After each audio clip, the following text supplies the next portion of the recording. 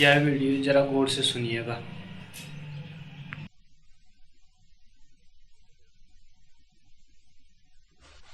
मेरे प्रिय आत्मा,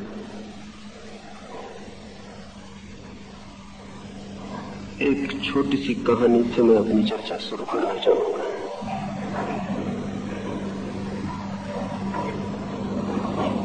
एक बड़ी राजधानी में राजमहल के द्वार पर बड़ी भीड़ लगी हुई थी।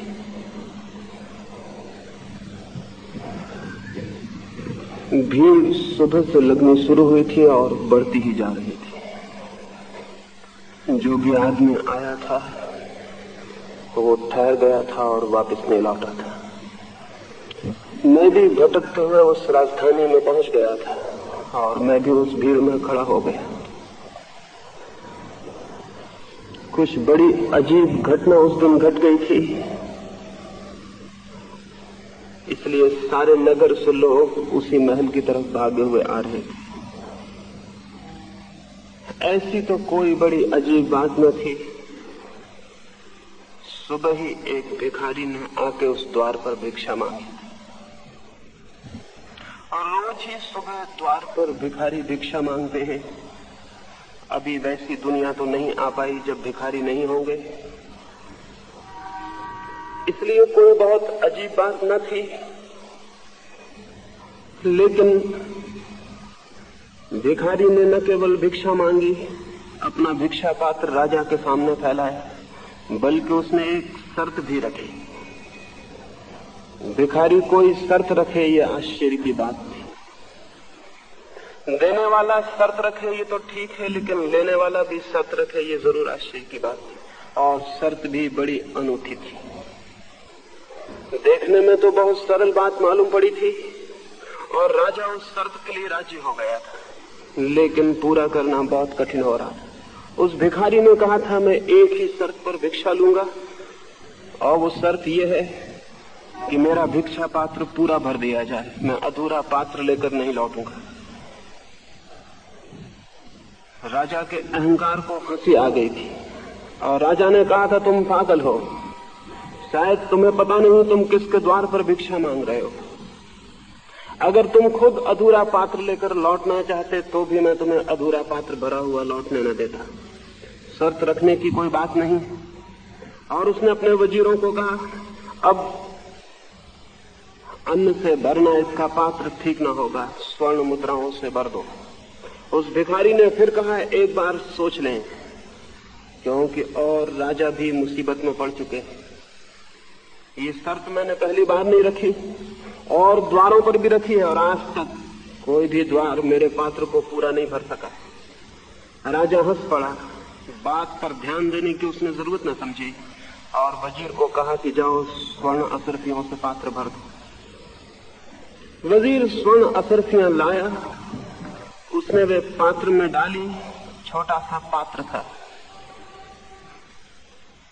लेकिन बड़ी अद्भुत घटना घटी। पात्र में गिरते ही वे असरफियां न मालूम कहां विलीन हो गई। पात्र खाली का खाली रह गया और तब भीड़ उस द्वार पर बढ़ने लगी थी। मैं भी उस भीड़ में जाके खड़ा हो गया था। दोपहर हो गई। भिक्षु का छोटा सा पात्र सम्राट की बहुत बड़ी तिजोरियां न भर सकी। सांझ होने लगी। सम्राट की तिजोरियां खाली हो गई, लेकिन भिक्षु का पात्र नहीं भरा। और तब जो सम्राट किसी से भी कभी हारा न था, वो उस भिखारी से हार गया, उसके पैरों पर गिर पड़ा और उसने क्षमा मांगी कि भूल हो गई है मुझसे, मैं क्षमा चाहता हूं। और आज मुझे एक बड़े सत्य का दर्शन हो गया कि सम्राट की संपत्ति भी भिक्षु की भूख को नहीं भर सकती। मुझे माफ कर दो, मैं तुम्हारा पात्र पूरा न भर सकूंगा। भीड़ छट गई। राजा हार चुका था। लोग अनेक तरह की बातें करते हुए अपने घर चले गए और वो भिखारी भी अपने रास्ते पर हो गया। लेकिन इतने आसानी से मैं उस भिखारी को न छोड़ सका और उसके पीछे हो गया। रात गांव के बाहर मैंने उसे पकड़ लिया और उससे पूछा, क्या रहस्य इस भिक्षा के पात्र का जो भर नहीं सका।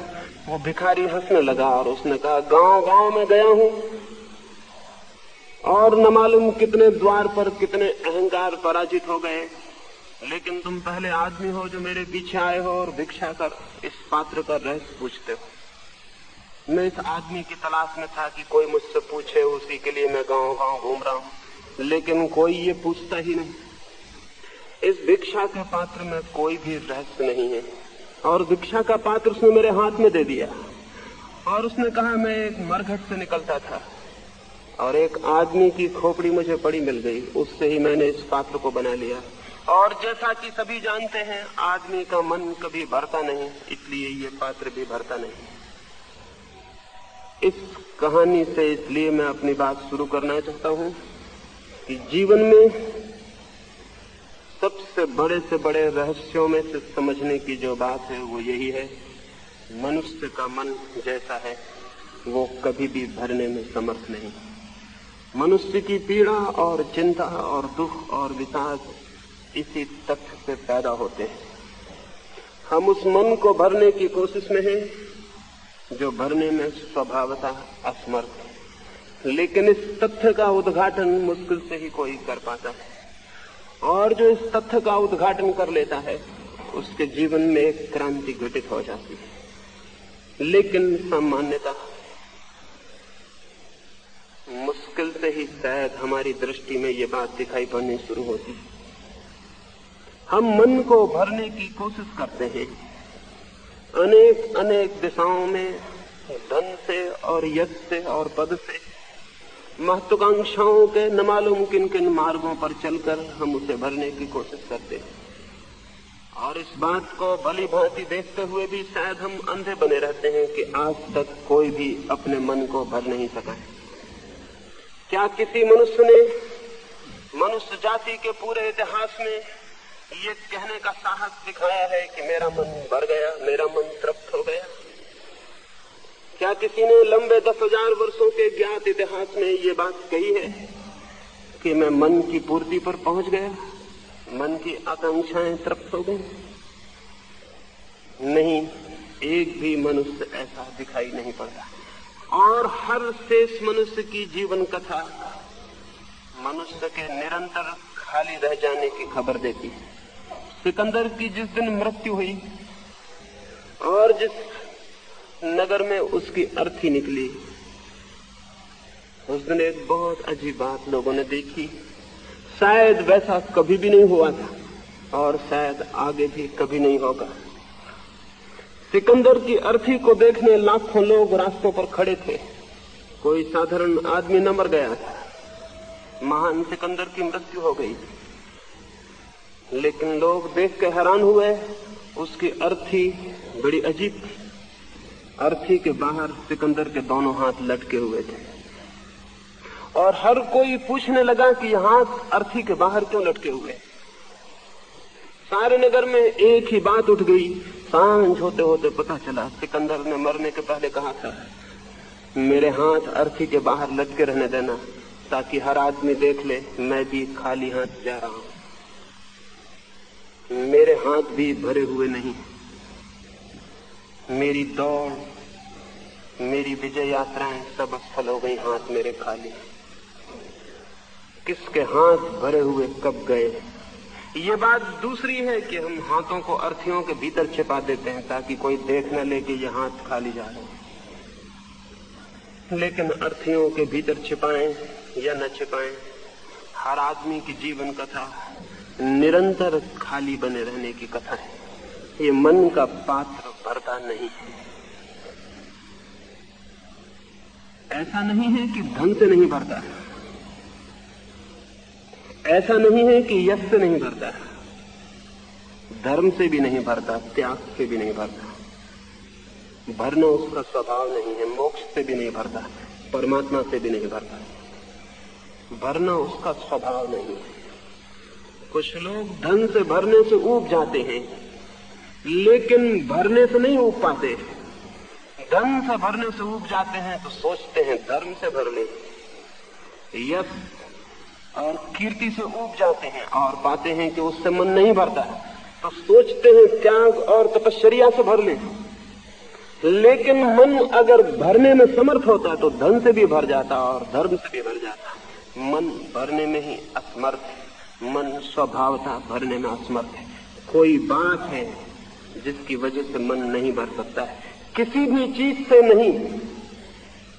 और जब तक इस तथ्य को कोई साक्षात नहीं करता है, इस समग्र सत्य को कि मन को भरना ही असंभव है, तब तक किसी मनुष्य के जीवन में कोई क्रांति फलित नहीं हो सकती।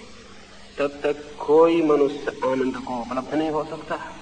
तब तक कोई मनुष्य धार्मिक नहीं हो सकता। धार्मिक मनुष्य की शुरुआत इस बात से नहीं होती कि धन से छोड़ के हम त्याग से मन को भरने लगे। धन और त्याग दोनों की भाषा एक ही है। धन की भाषा है और धन मिले तो शायद मन भर जाए। उतना मिल जाता है तो पता चलता है मन नहीं भरा। और धन मिले तो शायद मन भर जाए, उतना भी मिल जाता है तो मन नहीं भरता। त्याग की भाषा भी और की ही भाषा है। इतना छोड़ देते हैं तो मन नहीं भरता, और छोड़ दें तो शायद मन भर जाए। और छोड़ देते हैं फिर पता चलता है, और छोड़ दें तो शायद मन भर जाए। पकड़ने और छोड़ने का सवाल नहीं, और की भाषा समान है और भरने की आकांक्षा समान है। अगर मन स्वभावतः भरने में असमर्थ है तो शायद किसी रास्ते से उसे नहीं भरा जा सकेगा। और इसलिए मन के साथ मन के भराव के लिए की गई सारी बातें व्यर्थ हो जाती हैं, सारे निदान और सारी चिकित्सा व्यर्थ हो जाती है। और मनुष्य की जो गहरी चिंता है, जो तनाव है, जो दुख, उसके ऊपर मनुष्य नहीं उठ पाता है। अब तक हमने जो भी उपाय खोजे हैं वो असमर्थ हो गए, असफल हो गए। शायद हमने मूल बात नहीं पूछी और इसलिए सारी गड़बड़ हो गई। मैंने सुना है न्यूयॉर्क के एक छोटे से स्कूल में, जहां न्यूयॉर्क के धनपतियों के बच्चे पढ़ते थे, एक छोटे से बच्चे में कुछ अजीब से लक्षण दिखाई पड़ने शुरू हुए। चिंता की बात थी। लक्षण ऐसे थे कि चिंतित हो जाना जरूरी था। उस बच्चे ने इधर कोई 15-20 दिनों से हर चीज काले रंग में रंगना शुरू कर दी थी। वो चित्र बनाता तो काले ही रंग में बनाता, सूरज बनाता तो काले रंग का, गुलाब का फूल बनाता तो काले रंग का, समुद्र बनाता तो काले रंग का, आदमी बनाता तो काले रंग का। उसकी अध्यापिका चिंतित हो गई। काले रंग का इतना मोह भीतर चित्त में किसी गहरी उदासी और दुख की खबर देता था। स्कूल के मनोवैज्ञानिक को खबर की गई, उस बच्चे में ये काले के प्रति इतना मोह, अंधेरे के प्रति इतना आकर्षण शुभ नहीं था, जीवन का सूचक नहीं था, मृत्यु की खबर देता था। चिंता जरूरी थी, उसका इलाज होना जरूरी था। उसके भीतर कोई बात घटित हो रही थी जो बाहर काले रंगों में प्रकट होने लगी थी। एक आदमी हंसता है तो भीतर की कोई खबर लाता है, एक आदमी रोता है तो भीतर की कोई खबर लाता है। एक व्यक्ति काले रंगों के प्रति आकर्षित हो जाए तो भीतर की खबर देता है। उस बच्चे के जीवन में कुछ हो रहा था जिसकी खोजबीन जरूरी थी। मनोवैज्ञानिक ने 15 दिन तक खोजबीन की। उस बच्चे के घर में जाके, उस बच्चे के पड़ोस में, उस बच्चे के संबंध में सारी जानकारी इकट्ठी की और 15 दिन बाद एक बड़ी रिपोर्ट पेश की, जिसमें बहुत से कारण बताए गए थे। बच्चे की घर की जिंदगी शायद सुखद नहीं थी, बच्चे के माँ बाप के बीच शायद अच्छे संबंध नहीं थे, झगड़ा था, विरोध था, घर का वातावरण उदास था, प्रसन्न नहीं था, आसपास भी अच्छे लोग नहीं थे पड़ोस में। इन सब का शायद परिणाम बच्चे पर पड़ना शुरू हुआ था। बच्चे की माँ जब बच्चा गर्भ में था तब बीमार रही थी, शायद उसके परिणाम हुए थे। स्कूल के चिकित्सक को भी कहा गया, उसने भी जांच पड़ताल की, उसने बताया कि नहीं विटामिन की कमी है, शायद उनकी वजह से बच्चा उदास और शिथिल हो गया, शायद जीवन में उसके आनंद और थिरक में कमी हो गई। ये सारी रिपोर्टें आ गई और इसके पहले कि इलाज शुरू होता है एक और घटना घट गई जिसने सारे निदान को गलत कर दिया। स्कूल के चपरासी ने बच्चे को निकलते वक्त स्कूल से एक दिन उसके कान में पूछा कि मेरे बेटे मुझे तो बताओ, तुम काले रंग से ही चित्र क्यों बनाते हो? उस बच्चे ने कहा सच बात यह है कि कि मेरी डिब्बी के और सब रंग खो गए हैं, केवल काला रंग ही बचा है। और कोई बात नहीं है, उसे दूसरे रंग दे दिए गए और उसने दूसरे दिन से ही काले रंग में चित्रों का बनाना बंद कर दिया। बात उतनी ही थी कि उसकी डिब्बी के और रंग खो गए थे, लेकिन इन विशेषज्ञों ने बड़ी बातें खोज निकाली थी और उन बातों के आधार पर अगर उस बच्चे का इलाज होता तो आप सोच सकते हैं क्या हुआ होता। उस बच्चे का बचना मुश्किल हो जाता। वे इलाज खतरनाक सिद्ध होते, क्योंकि जो बीमारी ही न हो उसकी चिकित्सा सिवाय खतरे के और क्या ला सकती है। मनुष्य के साथ भी बहुत तरह के इलाज किए गए और मनुष्य के साथ सब इलाज खतरनाक सिद्ध हुए हैं, क्योंकि शायद हमने उसके भीतर गहरे में जाके ये पूछा ही नहीं असल बात क्या है। आदमी के भीतर हमने ठीक ठीक समस्या को पकड़ने की कोशिश नहीं की है और इलाज शुरू हो गए। 5-6 हजार वर्षों से मनुष्य के सब भांति के इलाज हो रहे हैं, सब तरह के विशेषज्ञ उसकी चिकित्सा कर रहे हैं और सच्चाई ये है कि मनुष्य ज्यादा से ज्यादा बीमार होता जा रहा है, स्वस्थ नहीं हो रहा। सारे धर्मों के इलाज, सारे विशेषज्ञों, सारे पुरोहितों, सारे गुरुओं की चिकित्साएं आदमी को और मरणासन्न किए दे रही हैं और अगर ये इलाज जारी रहे तो शायद आदमी के बचने की बहुत दिन संभावना नहीं। चिकित्सक बहुत हैं और गरीब आदमी उनके बीच फंस गया और शायद हम ये पूछना ही भूल गए हैं एक सीधा सा सवाल कि यह आदमी की सारी बीमारी, आदमी की चिंता और दुख, उसकी बेचैनी, उसकी अशांति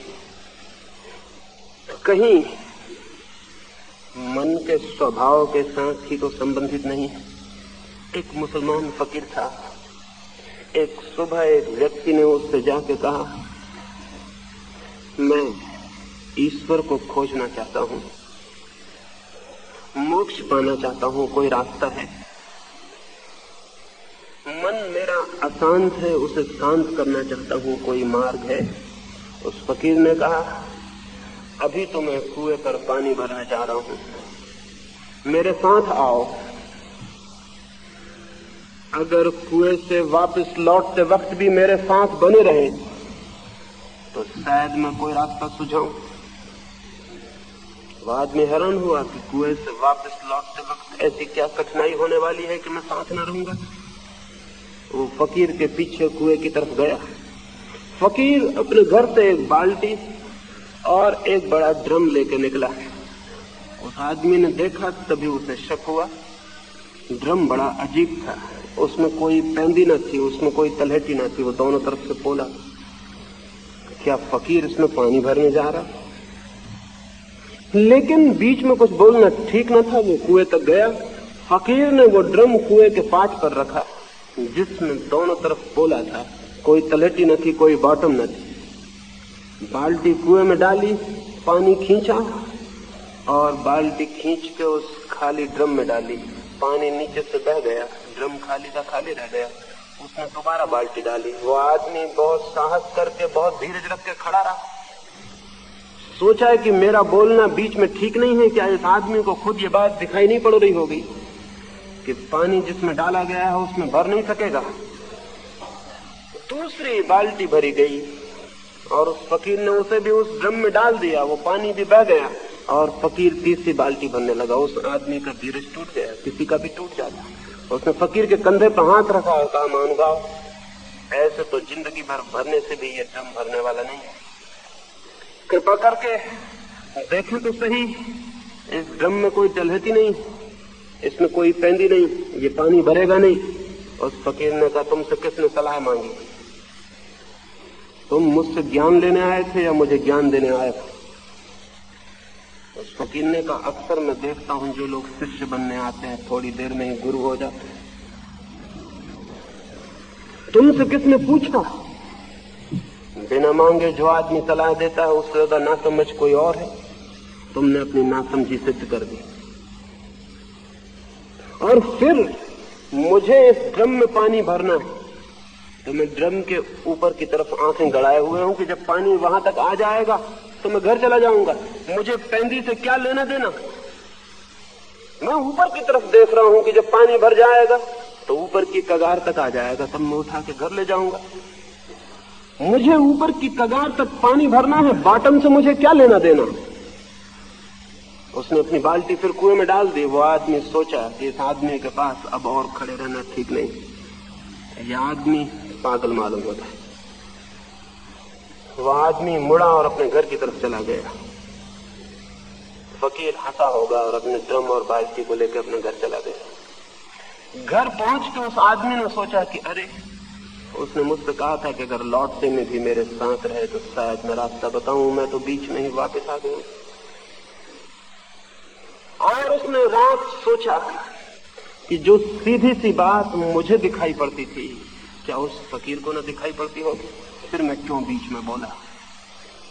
कहीं इसमें कोई राज ना हो, कोई रहस्य ना हो। सुबह वो वापस लौटा, फकीर के पास गया और कहा, मैं क्षमा मांगता हूं, मैं ये पूछने आया हूं आप मुझे क्या सिखाना चाहते थे। वो फकीर बोला, तुम आदमी थोड़े समझदार हो, ये मेरी पुरानी तरकीब है ना समझ लोगों से छुटकारा पाने की। जो भी मुझसे पूछने आता है पहले मैं उसे कुएं पर ही ले जाता हूं, और यही ड्रम और यही बाल्टी। अक्सर तो लोग भाग जाते हैं फिर कभी नहीं लौटते, तुम वापस आ गए हो। तो मैं तुमसे ये निवेदन करना चाहता हूं कि जिस मन को तुम भरना चाहते हो आनंद से, परमात्मा से, कभी तुमने गौर किया उसमें कोई बॉटम है, कोई तलहटी है। कभी भीतर खोजबीन की कि कहीं इस ड्रम की तरह ही वो पोला ना हो और तुम भरते चले जाओ और वो खाली का खाली बना रहे। तो जाओ, पहले मन को खोजो। अगर उसमें तलहटी हो तो मेरे पास आ जाना, मैं तुम्हारे मन को भर दूंगा। और अगर तलहटी न हो, और अगर ये सत्य का तुम्हें दर्शन हो जाए कि ये मन भरा ही नहीं जा सकता, तो मैं तुम्हें विश्वास दिलाता हूं उसी क्षण तुम्हारी भरने की दौड़ समाप्त हो जाएगी। और जिस क्षण तुम्हारी ये दौड़ समाप्त हो जाएगी, तुम पाओगे कि तुम सदा से ही भरे हुए हो। जिस क्षण इस मन से तुम्हारा ये आग्रह छूट जाएगा कि मैं इसे भरूं, उसी क्षण तुम पाओगे कि मन के पीछे कोई मौजूद है जो निरंतर भरा हुआ है, जो कभी खाली ही नहीं। उस सत्य का नाम ही आत्मा है। मन को भरने की एक दौड़ है, और इस भरने की दौड़ में ही हम आत्मा को नहीं देख पाते। मन को भरने की एक विक्षिप्त दौड़ है, और इस दौड़ में ही व्यस्त होने के कारण हम उसे नहीं उपलब्ध हो पाते हैं जो हम हैं। इस दौड़ से मुक्त हुए बिना कोई स्वयं की अनुभूति को उपलब्ध नहीं हो पाए।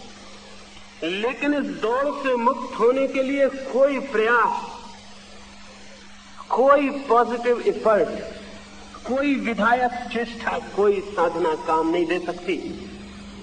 इस मन से मुक्त होने के लिए हम कुछ और कुछ भी करेंगे, वो भी मन को ही भरने की दिशा में एक चेष्टा होगी। इस मन से मुक्त होने के लिए इस मन को जानना जरूरी है, इसे पूरी तरह से परिचित होना जरूरी है, इसकी पूरी स्थिति को देखना जरूरी है। और जिस दिन ये दिखाई पड़ जाता है कि मन तो एक बॉटमलेस पिट, एक अतल खाई जिसमें कुछ भी भरा नहीं जा सकता, जिस दिन ये अतल खाई मन की स्पष्ट दर्शन में आ जाती है, उस दिन मनुष्य एक दूसरे आयाम में, एक दूसरी दिशा में गतिमान हो जाता है, जहां कभी भी कुछ खाली नहीं है, जहां सब कुछ भरा हुआ है। उस दिशा का नाम ही परमात्मा है। और दो ही दिशाएं हैं, एक मन को भरने की दिशा जो असफल है, सतत असफल है, जो व्यर्थ है, और जिसकी अंतिम परिणाम में खाली हाथों के अतिरिक्त और कुछ उपलब्ध नहीं हो सकता। इस मन को कैसे जाना जा सकता है, इस दिशा में ही इन 2 दिनों में आपसे बात करूंगा। पहली बात, हम सारे लोग मन को जानने की बात तो दूर रही, इसे जानने से बचना चाहिए। जानने की बात तो बहुत दूर। हम अपनी आंखें चुरा लेना चाहते हैं इस मन से कि कहीं इससे मिलना ना हो जाए। कोई आदमी अपनी शक्ल देखने को तैयार नहीं। कोई आदमी जैसा वो है वैसा ही अपने को उखाड़ के देखने का साहस नहीं करता। हम तो अपने से भाग रहे हैं और भागते भागते हम रास्ते में जो भी मिलता है उससे पूछते चलते हैं आत्मज्ञान का कोई रास्ता है। अपने से भाग रहे हैं और आत्मज्ञान को उपलब्ध होना चाहिए। ये दोनों बातें अत्यंत मूर्खतापूर्ण हैं। ये दोनों बातें इतनी विरोधी हैं कि इससे बड़ा और कोई विरोध, इससे बड़ा और कोई कंट्राडिक्शन नहीं हो सकता। पूछें अपने से, कहीं मैं अपने से भाग नहीं रहा हूं। हम सब भाग रहे हैं। भागने के हमने बहुत से रास्ते ईजाद कर लिए। कोई भी आदमी ठीक अपने आमने सामने नहीं होना चाहता, आंख चुराता है अपने से। और इस आंख चुराने के लिए जो उपाय करता है वो ये कि जो वो नहीं है वही अपने को समझ लेता है। हिंसक व्यक्ति अपने को अहिंसक समझ लेता है। अधार्मिक व्यक्ति अपने को धार्मिक समझ लेता है, ताकि जो अधार्मिकता है वो दिखाई ना पड़े, वो आमने सामने ना आ जाए। तो सस्ती तरकीबें खोज लेता है। अधार्मिक व्यक्ति रोज सुबह उठ के मंदिर जाने लगता है ताकि उसे दिखाई पड़ने लगे कि मैं धार्मिक हूं। हिंसक व्यक्ति पानी छान के पीने लगता है ताकि उसे दिखाई पड़ने लगे कि मैं अहिंसक हूं।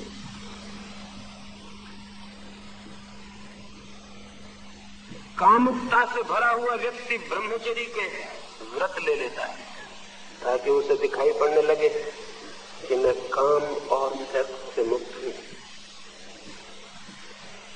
हम जो हैं उससे विरोधी वस्त्र अपने ऊपर ओढ़ लेते हैं। हम जो हैं उससे ठीक उल्टी शक्ल, उससे ठीक उल्टे मुखौटे, उससे ठीक उल्टे वस्त्र हम अपने ऊपर ढांक लेते हैं ताकि दिखाई ना पड़े, ताकि दूसरों की आंखों में तो हम छिप ही जाएं, अपनी आंखों में भी छिप जाएं।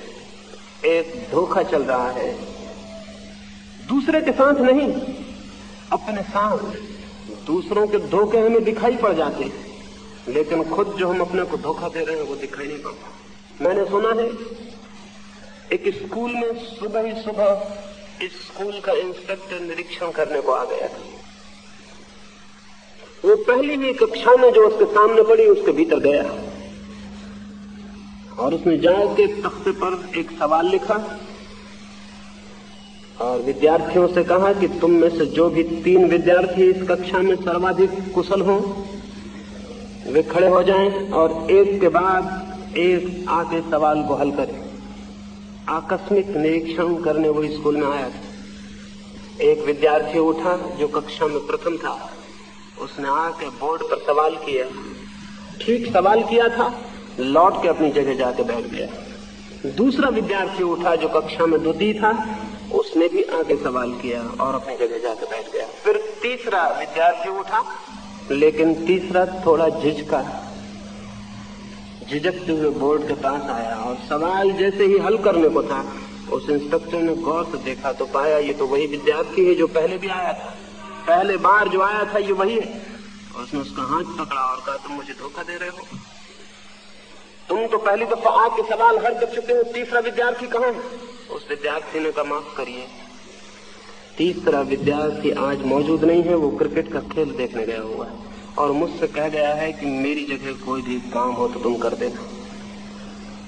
इंस्पेक्टर तो आग बबूला हो गया। उसने कहा ये क्या बात है, क्या तुम दूसरे की जगह परीक्षा दोगे, क्या तुम दूसरे की जगह सवाल करोगे? ये मैंने कभी आज तक सुना ही नहीं, हद धोखा चल रहा है। उसने विद्यार्थी को डांटा और कुछ नैतिक शिक्षाओं का उपदेश दिया। ऐसा मौका मिल जाए तो शिक्षा कोई भी देता है, छोड़ता नहीं।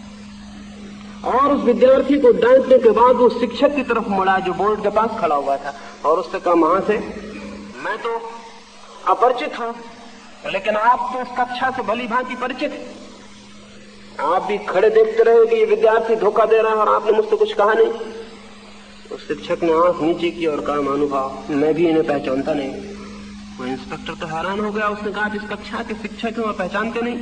उसने कहा, असल बात यह है कि इस कक्षा का शिक्षक क्रिकेट का खेल देखने चला गया और वो मुझसे कह गया है कि जरा मैं उसकी क्लास देख लूं, मैं इस कक्षा का शिक्षक नहीं हूं। तब तो बात और भी बिगड़ गई और इंस्पेक्टर की आंखों से आग निकलने लगी और वो पैर पटकने लगा और चिल्लाने लगा। उसने कहा, तो हद हो गई, ये तो धोखे की हद हो गई। विद्यार्थी धोखा दे तो दे, आप शिक्षक होके भी धोखा दे रहे हैं। और उसने शिक्षक को भी कुछ उपदेश की बातें कही। अंत में जब वो चलने लगा तब उसने कहा, बच्चों, और शिक्षक को कहा, मां से आप भगवान को धन्यवाद दीजिए, नहीं तो आपकी जिंदगी खराब हो जाती, नौकरी पर आंच आ जाती। वो तो अच्छा हुआ कि असली इंस्पेक्टर क्रिकेट का खेल देखने गया। मैं तो उसका दोस्त हूं जो उसकी जगह निरीक्षण करने आ गया।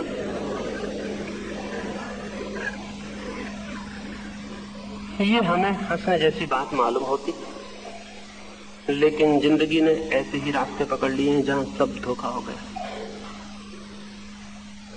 जहां हम सब किसी और की जगह खड़े हुए मालूम हो रहे हैं, जहां हम सब किसी और के चेहरे लगाए हुए हैं, जहां हम सब किसी और के कपड़े पहने हुए हैं, जहां हम सब वहां नहीं है जो हम हैं, बल्कि कहीं और कुछ और दिखलाई दे रहे हैं, दिखलाई देने की कोशिश कर रहे हैं। और इस सारे धोखे में किसी और का नुकसान होता हो या न होता हो, एक बात निश्चित हो जाती है, स्वयं से परिचित होने के सारे रास्ते बंद हो जाते हैं। क्योंकि इस निरंतर धोखाधड़ी में हम ये भूल ही जाते हैं कि हम कौन हैं, वस्तुतः हम कौन हैं। अपने को पहचानने के लिए जो झूठे वस्त्र हमने पहन रखे हैं और झूठी शक्लें बना रखी हैं, उन शक्लों को और वस्त्रों को उतार देना अत्यंत आवश्यक है। इसे ही मैं तपश्चर्या कहता हूं। जो अभिनय हमने ओढ़ रखे हैं उनको अलग कर देना ही तपश्चर्या है। वस्त्र छोड़ के नग्न खड़ा हो जाना बहुत आसान है, लेकिन मन पर और व्यक्तित्व के जो हमने वस्त्र ओढ़ रखे हैं उनको छोड़ के नग्न होना बहुत कठिन है। वही कठिनाई है मनुष्य के आत्मज्ञान के मार्ग पर, वही कठिनाई है उसके चित्त के पूरे उद्घाटन में। सोचें और हम देखें कि हम जो दूसरों को दिखला रहे हैं कि हम हैं, वो हम हैं। हमने जो नाटक खेल रखा है जीवन में, हमने जीवन को तो एक मंच बना रखा है जहां हम दूसरों का अभिनय कर रहे हैं और धीरे धीरे ये भूल गए हैं कि ये अभिनय था। आदमी भूल जाता है धीरे धीरे। बर्ट्रैंड रसल ने एक संस्मरण लिखा है और लिखा है, एक दिन सुबह में अपने द्वार के बाहर बैठा हुआ था और एक आदमी आया और उसने कहा, महाशय आप बड़ी कठिन किताबें लिखते हैं। खैर आपकी ज्यादा किताबें तो मैंने पढ़ी नहीं, लेकिन एक किताब मैंने पढ़ी जिसमें मुझे कुछ भी समझ में नहीं आया। एक वाक्य भर मेरी समझ में आया और वो वाक्य एकदम गलत है। जो समझ में आया है वो एकदम गलत है, झूठ है वो बात। बर्ट्रैंड रसल ने कहा, कौन सा वो वाक्य है जो आपकी समझ में आया और क्या भूल है उसमें? उस आदमी ने कहा, आपने लिखा है सीजर इज डेड, सीजर मर चुका है। यही मेरी समझ में आया और ये बिल्कुल झूठ, ये बात अफवाह है। बर्ट्रैंड रसल तो हैरान हो गए, सीजर को मरे तो सैकड़ों वर्ष हो चुके। उन्होंने पूछा कि आपके पास क्या प्रमाण है कि ये बात गलत है? तो उस आदमी ने कहा, मैं खुद सीजर हूं। बर्ट्रैंड रसल ने उस आदमी से और बातचीत करनी उचित न समझी, उसे नमस्कार किया होगा, माफ करिए, नए संस्करण में मैं सुधार कर लूंगा। वो आदमी प्रसन्न होकर चला गया। पीछे पता चला कि वो एक नाटक में सीजर का काम किया था और तब से दिमाग उसका खराब हो गया, वो अपने को सीजर ही समझने लगा। और ठीक ही वो बर्ट्रैंड रसल को सुझाव देने आया था कि अपनी भूल सुधार लो, सीजर अभी जिंदा है। ये आदमी पागल मालूम होता है। हम लोग किस भांति के लोग हैं। लेकिन एक पति अपनी पत्नी के सामने प्रेम का अभिनय करता है कि मैं तुम्हें प्रेम करता हूं और धीरे धीरे भूल जाता है कि यह अभिनय था। एक बेटा अपने बाप के सामने आदर का अभिनय करता है कि मैं तुम्हें आदर करता हूं और धीरे धीरे भूल जाता है कि यह अभिनय था। एक मित्र मित्र के सामने अभिनय करता है कि मैं प्राण दे दूंगा तुम्हारे लिए, और भूल जाता है कि ये अच्छी बातचीत थी, कविता थी, ये जिंदगी नहीं थी, ये सच्चाई नहीं थी। और इस बात को याद रख लेता है कि मैं उन मित्रों में से मुझे जान दे देगा, लेकिन न तो हमारा प्रेम सच्चा है, न हमारी मित्रता सच्ची, न हमारा आदर सच्चा है। अगर हमारा प्रेम सच्चा होता, हमारी मित्रता सच्ची होती, हमारा आदर सच्चा होता, तो ये सड़ी गली और कुरूप दुनिया हम पैदा करते जो हमने पैदा की। हर पति अपनी पत्नी को प्रेम कर रहा है, हर बाप अपने बेटे को प्रेम कर रहा है, हर माँ अपने बच्चों को प्रेम कर रही है। तो सारी दुनिया में इतना प्रेम है और इतनी रद्दी दुनिया पैदा हुई। इतने प्रेम से इतनी रद्दी दुनिया पैदा हो सकती थी? इतनी कुरूप, इतनी घृणित ये दुनिया हमारे सब, अगर प्रेम सच्चा होता तो उससे पैदा हो सकती थी। 3000 वर्षों में 15,000 युद्ध हमने लड़े। 3000 वर्षों में 15,000 युद्ध हमें लड़ने पड़ते। 3000 वर्षों में 15,000 युद्ध किस बात की खबर देते हैं? हमारे भीतर प्रेम है या कि घृणा? हमारे भीतर आदर है या कि अपमान? हमारे भीतर मित्रता है या शत्रुता है? अगर कोई भी आदमी आंख खोल के इस दुनिया को देखेगा तो उसे ये शक पैदा हो जाना स्वाभाविक है कि प्रेम की बातें अभिनय होंगी, मित्रता की बातें कविताएं होंगी। अगर वे सच्चाइयां होती तो जिंदगी और होनी चाहिए थी, जैसी वो बिल्कुल नहीं है। कौन इस दुनिया को बना रहा है? हम सारे लोग इस दुनिया को बना रहे हैं। कौन इस समाज का घटक है? हम सारे लोग, और हम सारे लोग तो बहुत प्रेम से भरे हुए लोग। फिर इस दुनिया में ये अप्रेम और घृणा और हिंसा कहां से आ जाती? हमारे अतिरिक्त कोई और रास्ता भी है इसके आ जाने का?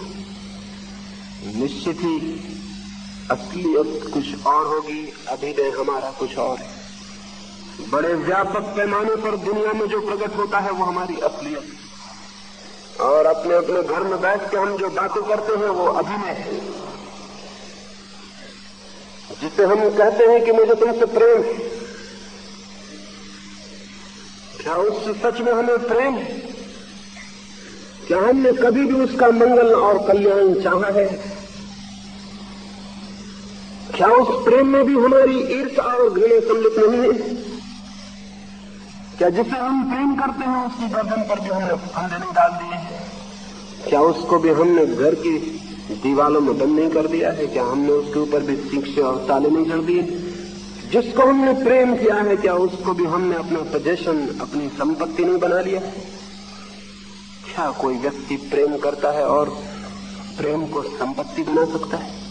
क्या कोई प्रेम करता है और प्रेम करके किसी का मालिक बन सकता है? क्या कोई प्रेम करता है और किसी के लिए बंधन खड़े कर सकता है? क्या कोई प्रेम करता है और ईर्ष्या से भी भरा हुआ हो सकता है? प्रेम के लिए ये सब असंभव है। इसलिए प्रेम तो हमारा अभिनय है, सच्चाइयां हमारी बहुत दूसरी। मैंने सुना है एक घर में एक माँ और बेटी दोनों को ही रात में उठ के चलने की बीमारी थी। एक रात माँ उठी और अपने मकान के पीछे बगिया में चली गई। आधी रात होगी, उसके पीछे ही उसकी लड़की भी उठी और बगिया में चली गई। माँ ने लड़की को देखते ही कहा, वो नींद में थी, लड़की को देखते ही उसका चित्त क्रोध और ईर्ष्या से भर गया और उसने कहा, इस दुष्ट के कारण ही मेरा सारा यौवन नष्ट हो गया, इसी ने मेरी सारी जवानी छीन ली। मन होता है इसकी गर्दन दबा दूं। और उस लड़की ने उस बूढ़ी को देखते ही कहा, वो भी नींद में थी, तो इस बूढ़ी औरत के कारण ही मेरा जीवन एक कष्ट और कारागृह बन गया है। मेरी हर खुशी में ये बाधा बन गई। परमात्मा करे ये उठ जाए तो मेरे रास्ते के सारे कांटे दूर हो जाए। लेकिन ये बातें दोनों ने नींद में कही थी, क्योंकि जाग के तो सच्ची बातें कोई भी कहता नहीं। तभी मुर्गे ने बांध दी और उन दोनों की नींद खुल गई। और उस लड़की ने अपनी माँ को देखा जाग के और कहा, माँ इस सर्दी में तुम बाहर और साल भी भीतर छोड़ आई, अगर सर्दी लग जाए तो। और उस माँ ने कहा, बेटी तू इतनी जल्दी उठाई, चल वापस सो जा, अभी तो 2 घंटे हैं। फिर जल्दी उठाती इसलिए तो दिन भर थकान मालूम पड़ती। वे दूसरे के गले में हाथ डाल के घर में वापस लौट गई और सो गई। नींद में उन्होंने जो कहा था वो, और जाग के उन्होंने जो कहा वो, इन दोनों में तो जमीन आसमान का फर्क है। लेकिन सच्चाई क्या है, जो जाग कर कहा वो या जो नींद में कहा वो? नींद में तो झूठ बोलने का कोई कारण ही न था, जागने में झूठ बोलने के कारण है। क्योंकि जागने में सब सोच विचार आ गया कि क्या कहना ठीक है और क्या नहीं, और जागने में ख्याल आ गया कि कौन माँ है और कौन बेटी, और जागने में सारा शिष्टाचार, और जागने में सारी बातें ख्याल में आ गई, और उन ख्याल में आई हुई बातों से जो पैदा हुआ वो झूठा है, वो अभिनय है। नींद में तो सच्चाइयां खुल गई थी। आदमी की सच्चाइयां उसके सपनों में ज्यादा खुल जाती हैं बजाय उसके जागने के। और एक आदमी अगर नशा करके खड़ा हो जाए तो ज्यादा सच्चाई से वही होता है जो वो है। वो गालियां बकने लगता है, वही आदमी जो भजन गा रहा था नशा करके गालियां बकने लगता है। नशे में कोई ताकत हो सकती है कि भीतर गालियां पैदा कर दे? नहीं, लेकिन भीतर गालियां भरी थी, भजन ऊपर थे, और नशे ने सारा बोध छीन लिया। भीतर जो भरा था वो निकलना शुरू हो गया। दिन में हम जागे हैं, रात हम सो गए हैं, होश खो गया। सपने में जो सच्चाइयां थी वो प्रकट होने लगी। आप खुद अपने भीतर अगर थोड़ी खोजबीन करेंगे तो बहुत डर जाएंगे, कहीं मेरे भीतर ये जो सब छिपा है लोगों को पता न चल जाए, कहीं ये उगल न जाए, कहीं कोई इसमें झांक न ले। इसलिए जो हमारे भीतर छिपा है हम उसके ऊपर दीवार पर दीवारें खड़ी करते चले जाते हैं, ताकि उसका किसी को पता न लगे, ताकि वो छिपा रहे, ताकि कोई उसमें झांक न ले। हमारा निकटतम मित्र भी हमारा इतना निकट नहीं होता कि हम उसे अपने भीतर झांकने दें। और तब धीरे धीरे डर से और भय से हम भी अपने भीतर झांकना बंद कर देते हैं, और फिर हम पूछते हैं आत्मज्ञान कैसे हो, सत्य कैसे मिले, परमात्मा के दर्शन कैसे हो। जो अपने ही दर्शन करने को राजी नहीं है वो और किस सत्य के दर्शन करने की आकांक्षा कर सकता है? या उसकी आकांक्षा में कितनी सच्चाई हो सकती, कितनी उत्कंठा हो सकती। मनुष्य के समक्ष मनुष्य का मन जैसा है, क्रोध, हिंसा और ईर्ष्या जो कुछ भी है उसे बहुत सरलता से वैसा ही जानना जरूरी है। सारे वस्त्र ओढ़े हुए उतार देने जरूरी है, नग्न चित्त के समक्ष खड़ा होना जरूरी है। ये तो पहली बात है कि हम अपने से बचना बंद कर दें। अगर किसी भी दिन हमें जीवन की गहराइयों में उतरना हो, और किसी भी दिन हमें जीवन के अर्थ और अभिप्राय को जानना हो, और किसी भी दिन हमें जीवन में छिपे सौंदर्य और आनंद की अनुभूति करनी हो, तो अपने आप से पलायन बंद कर देना होगा, अपने आप से भागना बंद कर देना होगा।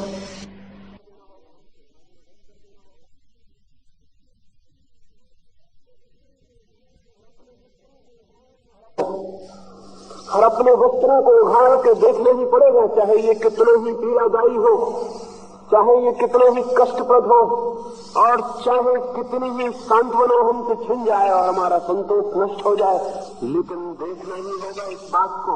इसे बिना देखे कोई रास्ता सत्य तक न कभी गया है और न जा सकता। ये तो पहली बात है कि हम अपने से भागना बंद कर दें, और अपने से हम भाग रहे हैं, नए नए रास्ते खोज रहे हैं।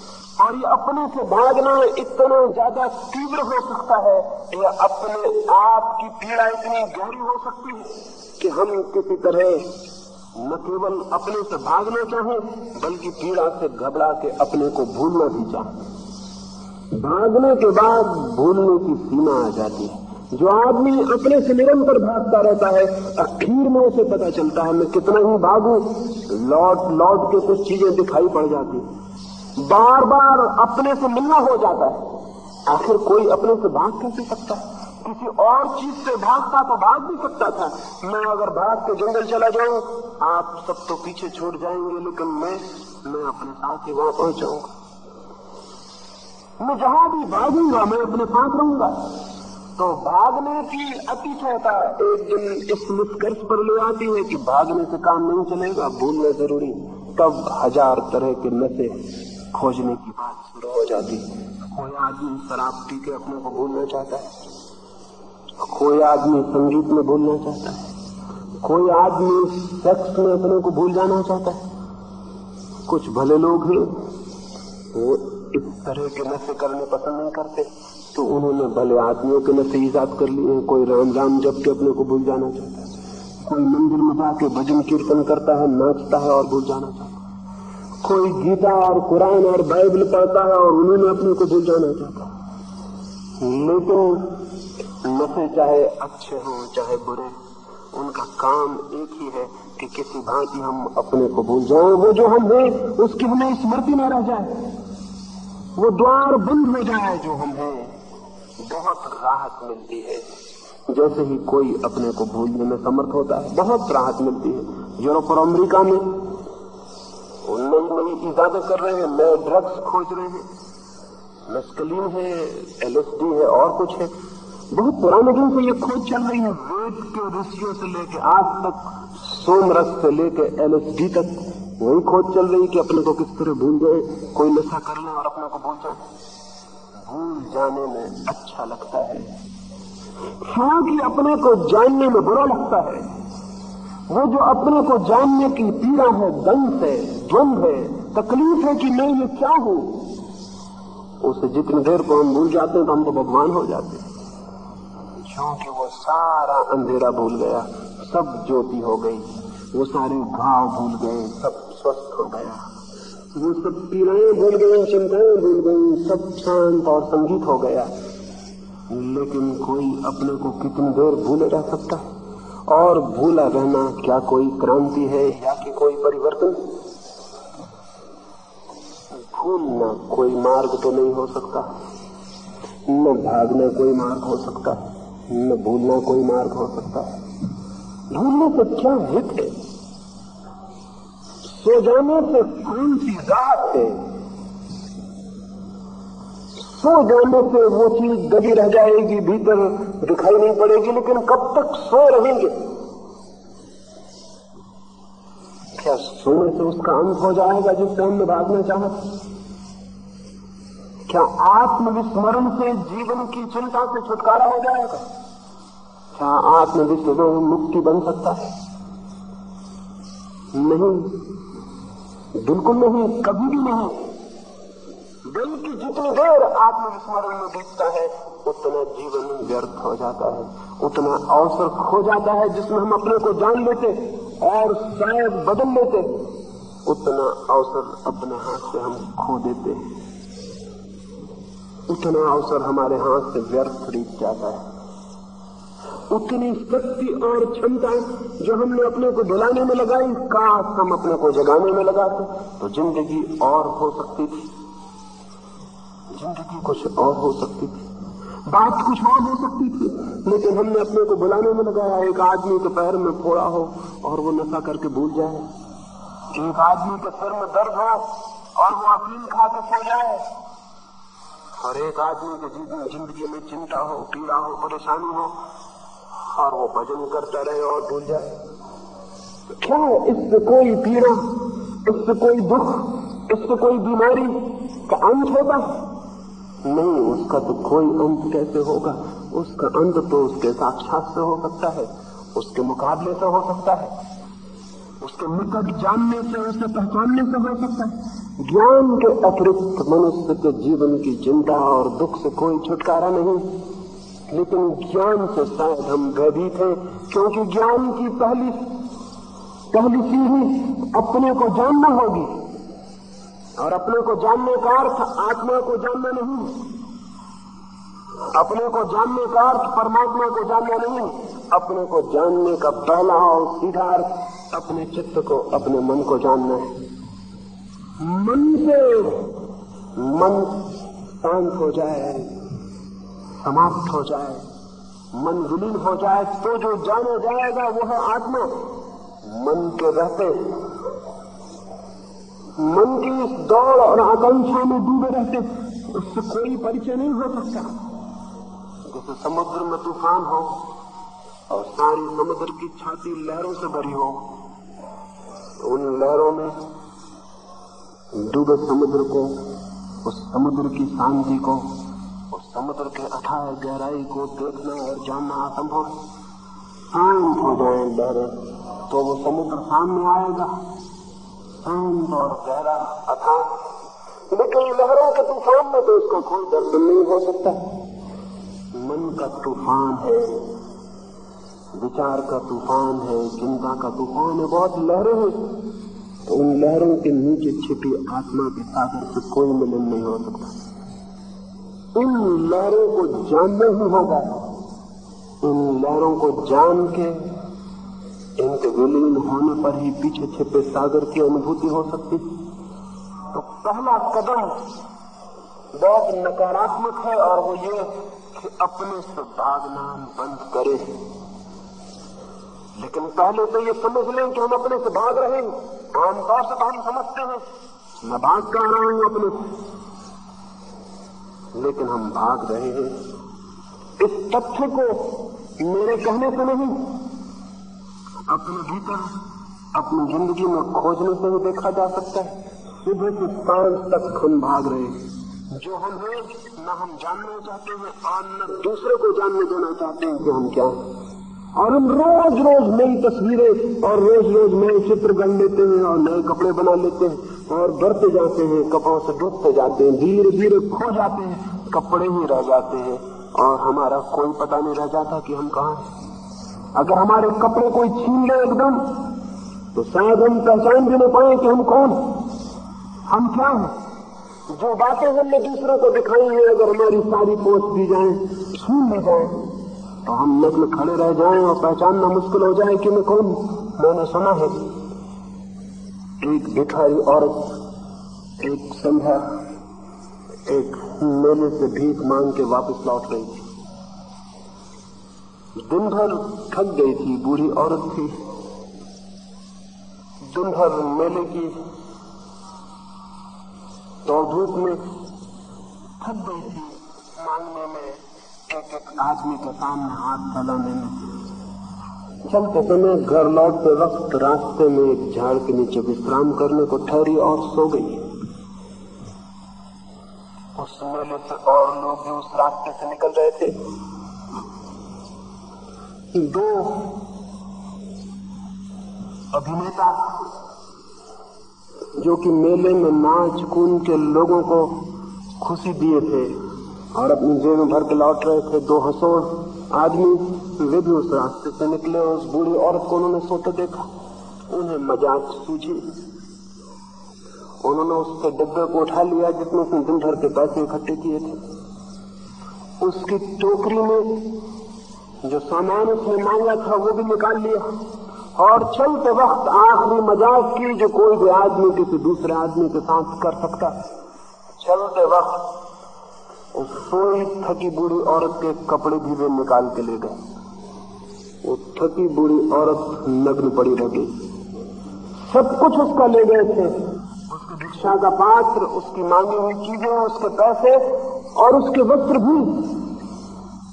ये बड़ा मजाक था, क्योंकि उसके कपड़े ले गए होते, उसके भिक्षा के सामान ले गए होते तो कोई बात नहीं थी, लेकिन उसके पहने हुए वस्त्र भी। कठिनाई हो गई। बूढ़ी की आधी रात के करीब नींद खुली। उसने हाथ फेरा तो पाया कि उसके वस्त्र नदारत। वो बहुत हैरान हुई। उसे ख्याल आया कि मैं तो वस्त्र पहने हुई थी, फिर ये नग्न औरत कौन। उसने अपने डब्बे को देखा, डब्बा नदारत था। उसने कहा मैं तो भिक्षा मांग के लाई थी और बस मेरा डब्बा भरा हुआ था पैसों से। डब्बा कहाँ है, मेरी टोकरी कहाँ है, मेरी पोटली कहाँ है, कुछ भी न था। और तब वो खड़ी हुई, उसने देखा उसके ऊपर कोई वस्त्र नहीं है। उसे बड़ी कठिनाई हो गई पहचानने में कि मैं कौन। उसे बड़ी हैरानी हुई कि मैं जो थी उसके पास तो वस्त्र थे हम में कौन है और मैं कैसे पहचानूं कि मैं वही हूं या कोई और। उसने सोचा कि चलूं, अंधेरी रात है, घर चली चलूं, कोई रास्ते पर भी नहीं है, मेरा कुत्ता तो मुझे जरूर पहचान देगा। उसके घर पर उसके पास अपना एक कुत्ता था। बूढ़ी औरत भीख मांग के आती थी तो कुत्ता दौड़ के बाहर आ जाता था, पूंछ हिलाने लगता था। सभी लोग कुत्ते पाल रखते हैं जो पूंछ हिलाएं और पहचाने, नहीं तो कोई भी आदमी अपने को पहचानने में कठिनाई पाएगा। सम्राट भी कुत्ते पाल रखते हैं, भिखारी भी, क्योंकि वो पूंछ हिलाते हैं तो खुद को पहचानने में आसानी होती है कि मैं वही हूं। वो बूढ़ी गई अपने घर, भागी हुई कि एक ही रास्ता है, अगर कुत्ता मुझे पहचान ले तो निश्चित हो जाए कि मैं वही हूं। कोई मेरे कपड़े ले गया और मेरा सामान ले गया और कहीं कुत्ते ने भी न पहचाना तो। वो डरी हुई थी, लेकिन एक ही उपाय था, वो घर गई और जैसा कि आप समझ सकते हैं कुत्ता नहीं पहचान सका, क्योंकि नंगी बूढ़ी उसने कभी देखी नहीं थी। कुत्ता बजाय उसके कि पूंछ हिलाकर जोर से भूखने लगा, एक अपरिचित, और वो बूढ़ी घबरा गई। उसने कहा तो बड़ी कठिनाई हो गई, कुत्ता भी नहीं पहचानता है कि मैं कौन। मुझे पता नहीं इसके आगे क्या हुआ, उस बूढ़ी ने क्या रास्ता खोजा और कैसे वो अपने को पहचान पाई। लेकिन हम सबकी भी यही हालत हो जाए अगर रात सोते में हमारे ओढ़े हुए सारे वस्त्र, हमारे व्यक्तित्व की सारी चादरें कोई खींच ले और सुबह हम पाएं कि वो जो पद, वो जो नाम, वो जो प्रतिष्ठा, वो जो सब कुछ अखबारों ने हमारे लिए कहा था, वो और पड़ोस के लोग जो हमसे कहते थे, वो सब छीन लिया गया है और मेरे पास वो कुछ भी नहीं है। वो तख्तियां जो मैंने घर के आगे लगा रखी थी, वो सर्टिफिकेट जो मेरे पास थे, वो मेरे पास कुछ भी नहीं है। उस नग्न अवस्था में हम भी अपने को न पहचान पाएंगे। हम अपने को पहचानते ही नहीं, दूसरे लोग हमें पहचानते हैं, इसी से हम अपने को पहचानने लगते हैं। कोई आपसे कहता है आप बहुत भले आदमी हैं और आपके भीतर एक ख्याल बन जाता है कि आप बहुत भले आदमी, और कोई कहता है आप बहुत बुरे आदमी हैं तो आपको चोट लगती है। क्योंकि पहले आदमी ने जो भले आदमी की आपके भीतर धारणा भर दी थी, जो उस धारणा को छीन रहा है और आप फिर खाली हो जाएंगे और भीतर फिर कोई धारणा न रह जाएगी। 24 घंटे हम अपने संबंध में एक इमेज, एक प्रतिमा खड़ा करने में लगे हुए हैं और ये प्रतिमा हम खड़ी कर भी लेते हैं। कोई कुछ बन जाता है, कोई कुछ, लेकिन भीतर वो जो हमारे छिपा है उससे हम अपरिचित ही रह जाते हैं। और ये प्रतिमा रोज रोज बदलनी पड़ती है, क्योंकि आसपास के लोग रोज बदल जाते हैं। नेपोलियन हार गया और सेंट हेलेना के द्वीप में उसको बंद कर दिया गया। महान विजेता एक कैदी की भांति बंद हो गया था, लेकिन दुश्मनों ने भलमनसाहत भरती थी, उसके हाथ में हथकड़ियां नहीं डाली थी। द्वीप पर चलने फिरने की उसे आजादी थी, लेकिन द्वीप से भागने का कोई उपाय न था। सुबह वो घूमने निकला था और दुश्मनों ने ये भी भलमनसाहत की थी कि उसके डॉक्टर को भी उसके पास छोड़ दिया था। डॉक्टर और वो दोनों घूमने निकले थे सुबह सुबह एक पगडंडी पर। उस ओर से छोटे से पहाड़ी रास्ते पर एक औरत अपने घास की गठरी लिए हुए आती थी। नेपोलियन का डॉक्टर एकदम चिल्लाया और कहा, घसियारे रास्ता छोड़, देखती नहीं है नेपोलियन आ रहा है। लेकिन नेपोलियन ने उस डॉक्टर को कहा, मेरे मित्र, वो प्रतिमा नष्ट हो गई जो कल तक मेरी थी, तुम भूल में हो, अब कोई नेपोलियन नहीं है, मैं एक साधारण कैदी हूं। तुम वही प्रतिमा ढोए जा रहे हो जो कल तक मेरी थी, वो टूट गई, मुझे रास्ते से हट जाना चाहिए। और नेपोलियन रास्ते से हट गया और उसने कहा, वो दिन गए जब मैं पहाड़ से कहता कि हट जाओ और पहाड़ हट जाते, आज एक घास वाली औरत के लिए मुझे हट जाना चाहिए। नेपोलियन बहुत समझदार आदमी रहा हो, इस बात को समझ सका कि वो प्रतिमा मैंने जो बनाई थी इतने दिन तक टूट चुकी है। हम सब भी अपनी प्रतिमा बना रहे हैं, हो सकता है मौत तक न भी टूटे, लेकिन इससे क्या फर्क पड़ता है? अगर हम अपनी प्रतिमा को ही जानते हैं तो वो प्रतिमा झूठी है, हमारी बनाई हुई है। और उस प्रतिमा को ही अगर हमने मान लिया कि मैं हूं, तो हम उसको कभी न जान सकेंगे जो वस्तुता में हूं। जो प्रतिमा से उलझ गया वो आत्मा को कभी न जान सकेगा। इस प्रतिमा को इसके पहले की मौत तोड़ दे, या इसके पहले की कोई बड़ी हार नेपोलियन की प्रतिमा को फोड़ दे, जो आदमी समझता है वो खुद ही इस प्रतिमा को तोड़ देता है और भीतर प्रवेश करता है। वही आदमी साधक है जो अपने हाथ से बनाई गई प्रतिमा को तोड़ के भीतर प्रवेश करता है। वो प्रवेश कैसे हो सकता है, उसकी चर्चा मैं कल सुबह आपसे करूंगा। आज तो मुझे इतना ही कहना था कि हमने एक झूठी प्रतिमा अपने बाबत खड़ी कर ली है। एक फॉल्स इमेज हमने बना लिया है।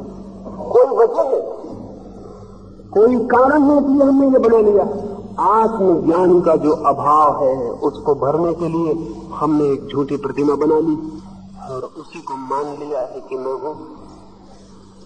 इस प्रतिमा के भीतर बिल्कुल उल्टी हमारे चित्त की स्थिति। हमने ऊपर फूल चिपका लिए, भीतर दुर्गंध भरी है। हमने ऊपर रोशनी कर लिए, भीतर अंधेरा भरा है। और उस अंधेरे से हम डरते हैं कहीं उसका हमें पता न चल जाए, क्योंकि उसका पता इस प्रतिमा की हत्या हो जाएगी, ये प्रतिमा टूट जाएगी अगर उसका हमें पता चल गया। लेकिन गुजरना ही पड़ता है इस रास्ते से उस प्रतिमा को तोड़ने की, अन्यथा कोई फिर और गहरे और भीतर नहीं जा सकता। फिर वो अपने से बाहर ही घूमता हुआ रह जाता है। और हम सब ने इतनी सुरक्षा कर ली इस प्रतिमा में कि इसमें कोई दरवाजा भी नहीं छोड़ते हैं कि कहीं हम भीतर जा सके, क्योंकि वो दरवाजे से कोई दूसरा भी भीतर जा सकता है और कहीं वो भीतर हमारे जाके देख ले। तो हमने सब तरह की सिक्योरिटी कर ली है, प्रतिमा को सब तरफ से बंद कर दिया है, अपने चारों तरफ खोल खड़ी कर ली है, उसके भीतर हम बंद हो गए। एक सम्राट ने एक महल बनाया था। उस महल की दूर दूर तक चर्चा हुई और दूर दूर के सम्राट उसे देखने आए। महल बहुत अद्भुत था। इतने सुरक्षित महल कभी भी नहीं बनाया गया था। पड़ोस का एक सम्राट उसे देखने आया। महल के मालिक ने एक एक महल का कोना कोना दिखलाया। सम्राट चकित हुआ। इतना सुरक्षित था वो कि चोर उसमें घुस ना सकते थे, दुश्मन उसमें प्रवेश ना कर सकते थे। एक ही दरवाजा था उस महल में, ताकि कोई भीतर ना आ सके, ताकि भीतर से कोई अनजान अपरिचित बाहर न जा सके। द्वार पर सख्त पहरा था। लौटते वक्त पड़ोसी सम्राट ने प्रशंसा की और कहा, बहुत सुंदर महल बनाया, बहुत सुरक्षित। मैं भी कोशिश करूंगा एक ऐसे महल को बनाने की। एक भिखारी द्वार पर खड़ा था, वो ये सुन के हंस पड़ा। मकान के मालिक ने पूछा, क्यों हंस पड़े हो, क्या बात है, कोई भूल है मेरे महल में? उस भिखारी ने कहा, एक भूल है, इसमें ये एक दरवाजा है, ये एक भूल है, ये दरवाजा भी नहीं होना चाहिए। इससे कोई और आ सके या ना आ सके, मौत इस दरवाजे से भीतर आ जाएगी और तुम असुरक्षित हो।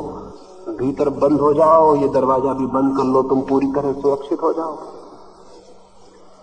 कब्र में आदमी पूरी तरह सुरक्षित हो सकता है, इसलिए उल्टा भी सच है। जो आदमी पूरी तरह सुरक्षित हो जाता है वो कब्र में बंद हो जाता है। और हम सब ने अपनी अपनी कब्र बना ली है, अपनी अपनी प्रतिमाओं में, अपने अपने झूठे रूप में हमने अपनी अपनी कब्र बना ली। उसके भीतर हम सुरक्षित हो गए।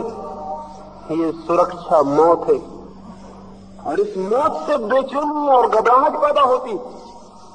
इस सुरक्षा से बाहर निकलने का मन होता है, स्वतंत्रता की आकांक्षा होती, चिंता होती है, अशांति पैदा होती। तब हम पूछते हैं कि हम शांत कैसे हो जाएं, हम मुक्त कैसे हो जाएं। अमुक्ति हमने बना ली है, बंधन हमने खड़े कर लिए, दीवारें हमने बना ली है, कब्र हमने खड़ी कर ली और हम पूछ रहे हैं सारी दुनिया में कि हम मुक्त कैसे हो जाएं। कौन करेगा मुक्त आपको? कोई तीर्थंकर करेगा, कोई अवतार करेगा, कोई बुद्ध करेंगे, कोई गुरु करेगा, कोई किसी को मुक्त नहीं कर सकता। आप तो अपनी दीवारें खड़ी कर रहे हैं और चिल्लाते हैं कि हमें मुक्त होना। कृपा करें, पहचाने आप अपनी अमुक्ति खुद हैं। और जिस दिन आपको ये दिखाई पड़ जाएगा कि आपकी सुरक्षा ही आपका बंधन और कारागृह बन गई है, अपनी सुरक्षा में खड़ी की गई अपनी ही प्रतिमा हमारी मृत्यु बन गई है, उसी दिन इस प्रतिमा को तोड़ देना क्षण भर का काम होगा। आप इसको बनाते हैं इसलिए यह है, जिस दिन आप नहीं बनाते हैं उसी दिन ये विलीन हो जाती है। इसकी अपनी कोई सामर्थ्य और शक्ति नहीं है। अमुक्ति मनुष्य का अपना सृजन, और जिस दिन वो इसका सृजन बंद कर देता है उसी क्षण मुक्त हो जाता है। और जो मुक्त है उसके लिए न कोई दुख है न कोई पीड़ा है, उसके लिए शाश्वत आनंद के अमृत के द्वार खुल जाते हैं। और उस आनंद में वो जिसे पहचानता है वही परमात्मा है। तब सब तरफ परमात्मा ही शेष रह जाता है। जब तक हम अपने कारागृह में बंद हैं तब तक हमारे भीतर भी परमात्मा नहीं है। और जिस दिन हम अपने कारागृह को तोड़कर मुक्त हो जाते हैं उसी दिन सब तरफ भीतर और बाहर वही है, केवल वही है, केवल परमात्मा ही। उसे जो जान लेता है वो धन्य है, वो कृतार्थ हो जाता है। जो उससे अपरिचित रह जाता है उसका जीवन एक दुख की कथा है, उसका जीवन एक लंबी मृत्यु है, उसका जीवन एक अंधकारपूर्ण रात्रि है, उसके जीवन में जीवन जैसा कुछ भी नहीं। कैसे इस बंधन से जो हमारा ही निर्मित है छुटकारा हो सकता है, उसकी बात कल सुबह मैं आपसे करूंगा। मेरी बातों को इतनी शांति और प्रेम से सुना उसके लिए बहुत बहुत अनुग्रहित हूँ। और अंत में सबके भीतर बैठे परमात्मा को प्रणाम करता हूँ। मेरे प्रणाम स्वीकार करें।